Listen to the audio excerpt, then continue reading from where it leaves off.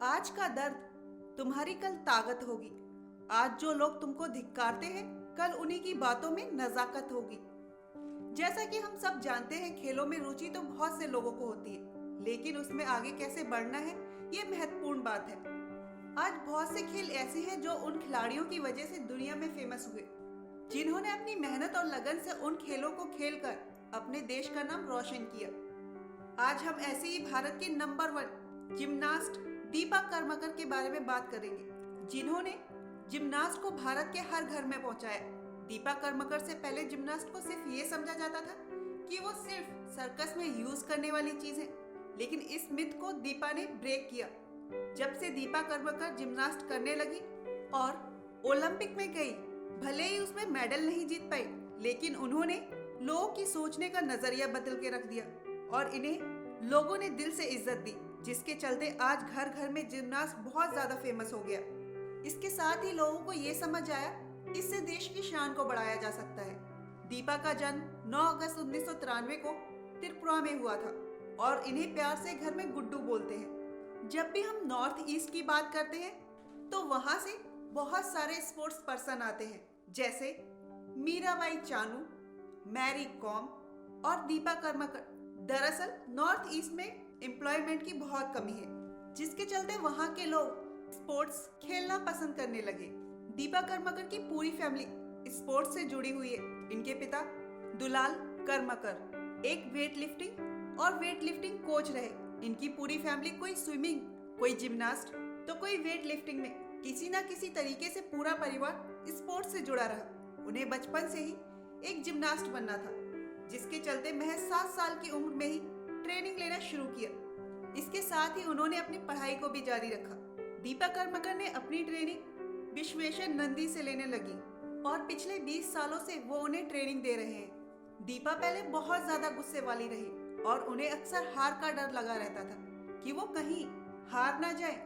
अपने कोच के सपोर्ट से धीरे धीरे करके उन्होंने अपने गुस्से के साथ साथ अपनी ट्रेनिंग पर फोकस करना शुरू किया और देखते ही देखते एक बेहतरीन जिम्नास्ट बनकर उभरी। दीपा ने कभी अपनी स्टडी के ऊपर अपने पैशन को हावी नहीं होने दिया। पॉलिटिकल साइंस में उन्होंने मास्टर्स किया। दीपा जब रियो ओलंपिक गई तो वो अपनी किताबें साथ लेकर गई। अपनी प्रैक्टिस के साथ साथ उन्होंने वहां रहकर पढ़ाई की और वहां से लौटने के बाद उन्होंने अपने एग्जाम दिए। 15 साल की उम्र से ही उन्होंने पार्टिसिपेट करना शुरू कर दिया था। सबसे पहले इन्होंने बहुत सारे जूनियर चैंपियनशिप जीते। जलपाईगुड़ी में हुए जूनियर नेशनल को इन्होंने जीता। इसके बाद इनकी जिंदगी में साल 2011 में सबसे बड़ा मोड़ आया, जब इन्होंने नेशनल गेम्स ऑफ इंडिया में पार्टिसिपेट किया, जिसमें उन्होंने 5 गोल्ड मेडल अपने नाम किए। फिर वो दिन व दिन लगातार मेडल जीतती रही। कॉमनवेल्थ गेम में हमें इनकी शानदार परफॉर्मेंस देखने को मिली। दीपा ने डेडली वॉल्ट करके दिखाया, जिसे कर पाना बेहद मुश्किल था, लेकिन इन्होंने इसे बखूबी निभाया और पूरा स्टेडियम तालियों की गड़गड़ाहट से गूंजने लगा। दीपा अब तक की 5वीं महिला है जिन्होंने ये वॉल्ट किया और यहाँ उन्होंने ब्रॉन्ज मेडल जीता। दीपा कर्माकर अक्सर ये बोलती हैं, 2 प्रिंसिपल हर किसी को फॉलो करने चाहिए, वो है डिसिप्लिन और टाइमिंग का ख्याल रखना। इसके साथ ही सैक्रिफाइस भी करना आना चाहिए। बिना सैक्रिफाइस किए और अपने कंफर्ट जोन में रहकर कभी कुछ हासिल नहीं किया जा सकता। उन्होंने बताया, ट्रेनिंग के दौरान वो स्ट्रिक्ट डाइट पर रहती थी, जिसमें उन्होंने सालों तक जंक फूड नहीं खाया और अपने कोच के कहने पर स्ट्रिक्ट डाइट पर रही। परिवार से बात करने के लिए उनकी कोच उन्हें महज 5-6 मिनट देते थे और 6 मिनट पूरे होते ही उनका फोन काट दिया जाता। इनकी ट्रेनिंग काफी हार्ड रही। दीपा कर्माकर की स्पोर्ट्स अथॉरिटी ऑफ इंडिया ने बहुत मदद की। जिस टाइम पर दीपा ने जिम्नास्ट करना शुरू किया तो उस टाइम पर प्रैक्टिस करने का सामान भी मौजूद नहीं था। स्पोर्ट्स अथॉरिटी ने नए टैलेंट को खोजना शुरू किया तो उनकी नजर दीपा कर्माकर पर आई। उस टाइम में उन्होंने फैसला किया वो दीपा के ऊपर पैसे लगाएंगे और उन्हें वो हर चीज लाकर देंगे, जिससे दीपा को प्रैक्टिस में कोई कमी न आए।